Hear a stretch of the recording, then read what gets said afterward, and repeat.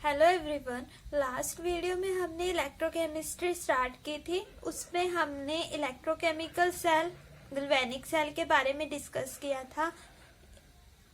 Indirect redox reactions के बारे में हमने डिस्कस किया था। अगर रिडॉक्स रिएक्शन एक सिंगल बेकर में होती है तब क्या होता है, और अगर हम अलग अलग कंटेनर यूज करते हैं तब क्या होगा।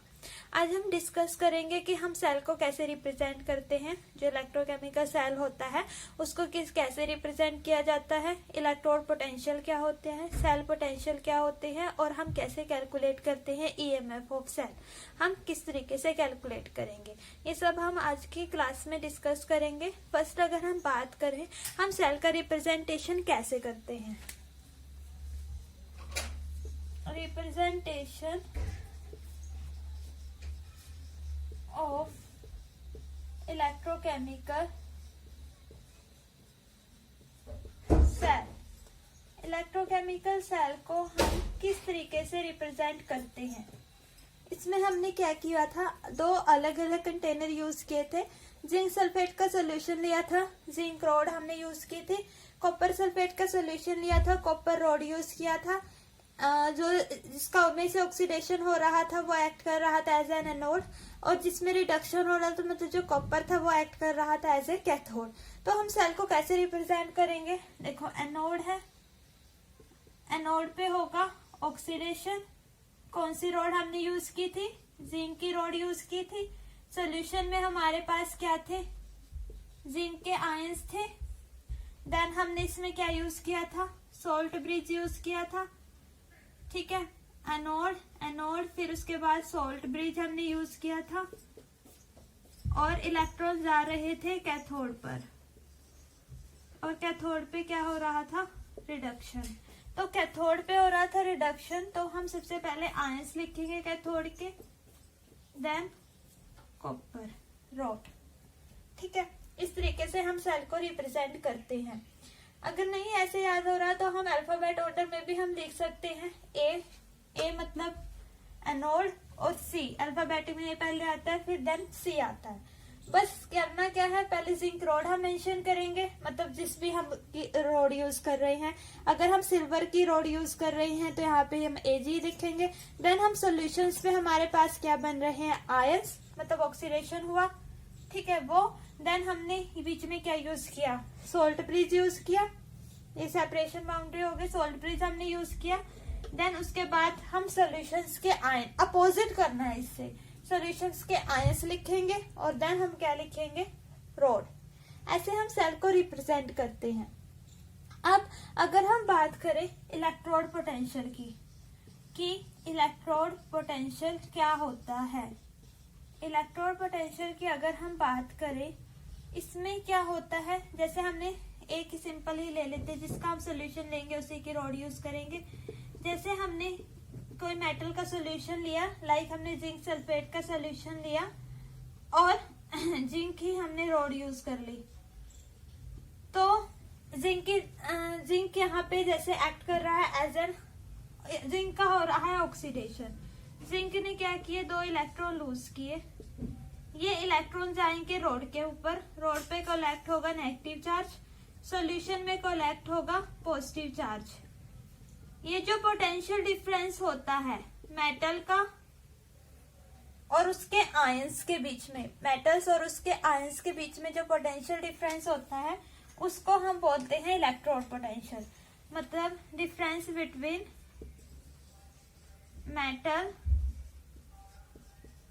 मेटल एंड इट्स आयंस, उसको हम क्या बोलेंगे, इलेक्ट्रोड पोटेंशियल। ठीक है, अब कोई भी हमने मेटल यूज की, जैसे हमने जिंक यूज किया था, जिंक सल्फेट सोल्यूशन यूज किया था, जिंक रॉड हमने यूज की थी। जिंक रॉड पर हो रहा था नेगेटिव चार्ज कोलेक्ट, सोल्यूशन में पॉजिटिव चार्ज कोलेक्ट। इसका हो रहा था oxidation, potential difference between metal ions के बीच में, और ये जो मेटल रॉड पर जो कोलेक्ट है चार्ज, उन दोनों के बीच में जो पोटेंशियल डिफरेंस होगा उसको हम बोलेंगे इलेक्ट्रोड पोटेंशियल। यहाँ पर हो रहा है इसका ऑक्सीडेशन, तो इसको बोलेंगे oxidation electrode potential, oxidation electrode potential. अगर हम बात करें, लाइक हमने क्या किया, एक हमारे पास ऐसी रॉड है, रोड है, जैसे हमने कॉपर सल्फेट का सोल्यूशन लिया और कॉपर रोड हमने यूज की, कॉपर सल्फेट का सोल्यूशन लिया, कॉपर रोड हमने यूज की। कॉपर की टेंडेंसी है इलेक्ट्रॉन गेन करने की, रोड से इसने इलेक्ट्रॉन गेन किए, रोड पे कोलेक्ट हुआ पॉजिटिव चार्ज, सॉल्यूशन में कोलेक्ट हुआ नेगेटिव चार्ज। जो ये पोटेंशियल डिफरेंस होता है मेटल रोड्स के बीच में और सॉल्यूशन के आयंस के बीच में, उसको हम बोलते हैं इलेक्ट्रोड पोटेंशियल। यहाँ पर हो रहा है रिडक्शन पोटेंशियल, तो हम इसको बोलेंगे reduction electrode potential. I hope यहाँ तक क्लियर होगा। क्या किया हमने, सबसे पहले सेल को हम रिप्रेजेंट कैसे करते हैं। सेल को रिप्रेजेंट करने के लिए सबसे पहले हमने उसके मेटल्स के आयंस लिखे। मेटल्स के हम पहले क्या लिखेंगे, जिस पे रोड पे हो रहा है, जिस रोड पे क्या हो रहा है ऑक्सीडेशन, उसका हमने रोड का नेम लिखा। देन उसके सॉल्यूशन में आयंस, फिर सॉल्ट बेस हमने यूज किया। देन हम अपोजिट करेंगे इससे, कॉपर के आयंस और देन रोड। इलेक्ट्रोड पोटेंशियल क्या होता है, जो पोटेंशियल डिफरेंस होता है किसके बीच में, मेटल रोड और मेटल्स के आयंस के बीच में जो पोटेंशियल डिफरेंस होता है उसको बोलते हैं इलेक्ट्रोड पोटेंशियल। अगर यहाँ पर हो रहा है ऑक्सीडेशन तो ऑक्सीडेशन इलेक्ट्रोड पोटेंशियल, अगर यहाँ पे हो रहा है रिडक्शन तो रिडक्शन इलेक्ट्रोड पोटेंशियल। अब किस किस फैक्टर्स पे डिपेंड करेगा, कौन कौन से फैक्टर्स पे डिपेंड करता है इलेक्ट्रोड पोटेंशियल। सबसे पहले तो डिपेंड करती है ये कंसंट्रेशन पे, किस टाइप का हम कंसंट्रेशन यूज कर रहे हैं, कंसंट्रेशन क्या है सॉल्यूशंस की, नेचर कैसा है, नेचर कैसा है रोड का, सॉल्यूशन का नेचर कैसा है, कंसंट्रेशन कितनी है उसकी। अगर हम 1 मोलर कंसंट्रेशन यूज कर रहे हैं, मतलब स्टैंडर्ड कंडीशन यूज करके चल रहे हैं, तब ये तब, और थर्ड ये डिपेंड करेगी टेम्परेचर पर। ठीक है, तो इलेक्ट्रोड पोटेंशियल किस किस चीज पे, इलेक्ट्रोड पोटेंशियल किस किस चीज पे डिपेंड करता है, नेचर कैसा है, मेटल आयंस का सॉल्यूशन के अंदर नेचर कैसा है, नेचर ऑफ मेटल आयन का नेचर कैसा है, कंसंट्रेशन कितनी है सॉल्यूशंस के अंदर, और टेम्परेचर पे डिपेंड करता है। ये था इलेक्ट्रोड पोटेंशियल। अब हमें निकालना है ईएमएफ सेल का। इलेक्ट्रोड पोटेंशियल हमें कैलकुलेट करना है। इलेक्ट्रोड पोटेंशियल को हम डिनोट करते हैं ई से। अगर हम स्टैंडर्ड कंडीशन यूज करें, स्टैंडर्ड कंडीशन जैसे एक होता है इलेक्ट्रोड पोटेंशियल और एक होता है standard electrode potential.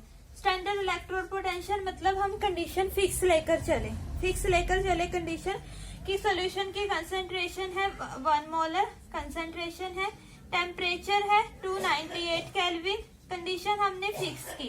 Fix condition पर तो सिंबल क्या होगा स्टैंडर्ड इलेक्ट्रोड पोटेंशियल का, वो होगा ई नोट। ठीक है, अब अगर हम बात करें कैसे फाइंड आउट करते हैं इलेक्ट्रोड पोटेंशियल, कैसे हम ईएमएफ निकालते हैं सेल का।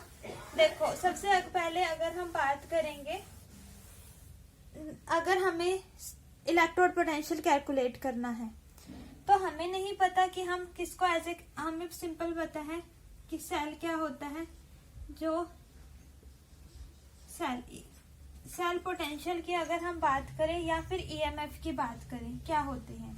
सेल पोटेंशियल की अगर हम बात करें, सेल पोटेंशियल क्या होता है, जो पोटेंशियल डिफरेंस होता है, द पोटेंशियल डिफरेंस बिटवीन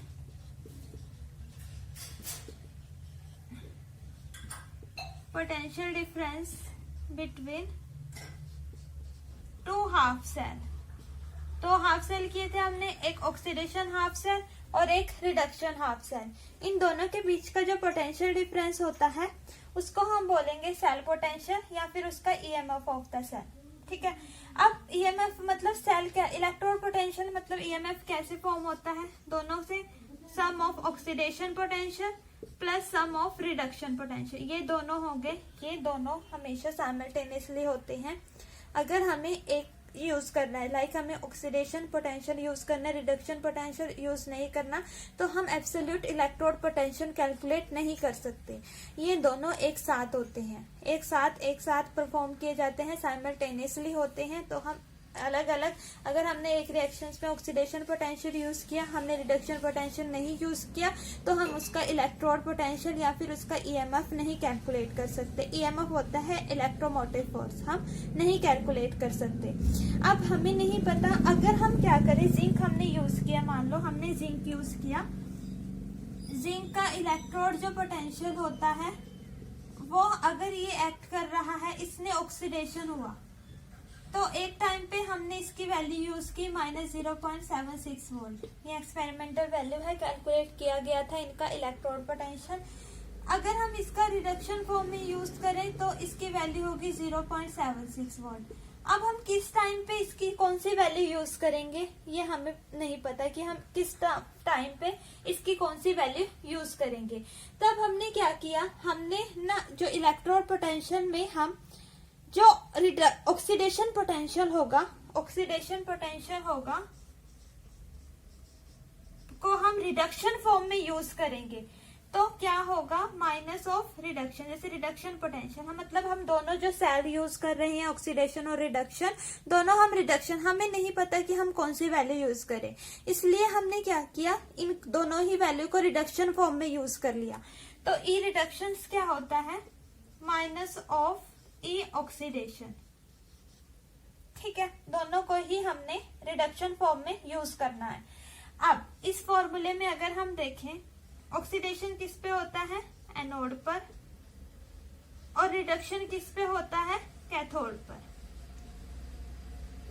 अब हमने दोनों ही ये किस फॉर्म में, यहाँ पे तो ऑक्सीडेशन हो रहा था, अब हमने ये दोनों ही रिडक्शन फॉर्म में यूज करनी है, दोनों ही रिडक्शन फॉर्म में यूज करनी है। तो हम यहाँ पर क्या लेंगे, minus of E anode, reduction form में चेंज हो गया, प्लस ई कैथोड। तो यहाँ से जो फॉर्मूला आया ई सेल का, वो कितना आया, ई कैथोड माइनस ई एनोड। ये फॉर्मूला यूज करके हम सेल का ईएमएफ कैलकुलेट कर सकते हैं। अब ये जो ई कैथोड हो गया, मतलब कैथोड पर क्या होता है, रिडक्शन, एनोड पे क्या होता है, ऑक्सीडेशन, लेकिन हम यहाँ पे दोनों रिडक्शन फॉर्म में यूज कर रहे हैं। ईएमएफ सेल क्या होता है, मतलब इलेक्ट्रोड पोटेंशियल क्या होता है, सम ऑफ ऑक्सीडेशन और रिडक्शन, दोनों साइमल्टेनियसली होते हैं, दोनों को हम अलग अलग यूज नहीं कर सकते। अगर हम इनको अलग अलग यूज करेंगे तो हम उसका इलेक्ट्रोड पोटेंशियल कैलकुलेट नहीं कर सकते। अब अगर हम कंफ्यूज हैं कि हम कौन सा यूज करें, एनोड पे अगर ऑक्सीडेशन हो रहा है तो हम ये यूज करेंगे क्या, तो हमने क्या किया, दोनों को ही रिडक्शन फॉर्म में यूज कर लिया। तो ऑक्सीडेशन को अगर रिडक्शन फॉर्म में यूज करेंगे तो माइनस ऑफ रिडक्शन हो जाएगा ऑक्सीडेशन का। अब ऑक्सीडेशन किस पे होती है, एनोड पे, रिडक्शन कैथोड पे होता है। तो एनोड का हमने यहाँ पे हम ऑक्सीडेशन फॉर्म में इसको यूज कर रहे थे, अगर हमने इसको रिडक्शन फॉर्म में यूज करना है तो यहाँ पर हम नेगेटिव साइन शो करेंगे। तो हमारे पास फॉर्मूला निकल कर आ गया ये। इस पर यूज होते हैं फॉर्मूले, इस पर यूज होते हैं न्यूमेरिकल। ये जो फॉर्मूला निकला है यहाँ से हम इसके न्यूमेरिकल्स आते हैं, अलग अलग तरीके के हम न्यूमेरिकल्स करेंगे। एक न्यूमेरिकल ट्राई करना, आई होप हो जाएंगे न्यूमेरिकल। उसके बाद अगर हमें स्टैंडर्ड कंडीशन यूज करनी है तो यहाँ पर हम E naught of cell use करेंगे, equal to E naught of cathode minus E naught of anode. ऐसे हम इलेक्ट्रोड पोटेंशियल कैलकुलेट करते हैं। ईएमएफ ऑफ सेल कैलकुलेट, ये क्या होता है, इलेक्ट्रोड पोटेंशियल को डिनोट करता है सेल का। ई नोट क्या हो गया, स्टैंडर्ड इलेक्ट्रोड पोटेंशियल। यहाँ से हम इनके, ये इसके बाद देते हैं, इनके ऊपर न्यूमेरिकल्स आते हैं, न्यूमेरिकल्स ट्राई करना। सबसे पहले हमने बात की थी कि सेल को रिप्रेजेंट कैसे करते हैं, इलेक्ट्रोड पोटेंशियल क्या होता है इलेक्ट्रोड पोटेंशियल, डिफरेंस मेटल्स का, मेटल आयन का और रोड के बीच में जो इलेक्ट्रोड का जो डिफरेंस होता है वो हो गया इलेक्ट्रोड पोटेंशियल, और दो हाफ सेल के बीच का अगर जो डिफरेंस होता है वो हो गया सेल पोटेंशियल। किस किस फैक्टर्स पे डिपेंड करेगा इलेक्ट्रोड पोटेंशियल, डिपेंड करता है नेचर कैसा है सॉल्यूशन का, मेटल और उसके आयंस का नेचर क्या है, उसकी कंसंट्रेशंस क्या होती है और उसका टेम्परेचर क्या होता है। अगर हम स्टैंडर्ड कंडीशंस में यूज करेंगे तो उसको डिनोट करेंगे ई नोट से, अगर हम सिंपल यूज करेंगे तो उसको हम डिनोट करेंगे ई से। स्टैंडर्ड कंडीशंस लाइक हम वहां पे टेम्परेचर फिक्स कर देते हैं 298 केल्विन, कंसंट्रेशन फिक्स कर देते हैं 1 एटमॉस्फेयर, और प्रेशर हम लेते हैं 1 बार प्रेशर हमने लिया, कंसंट्रेशन हमने मैंने एटमॉस्फेयर बोल दिया, 1 मोलर कंसंट्रेशन, और टेम्परेचर हम यूज कर रहे हैं 298 केल्विन। ये जो फिक्स हम लेकर चलते हैं कंसंट्रेशन, ये हो गई स्टैंडर्ड कंडीशन पर।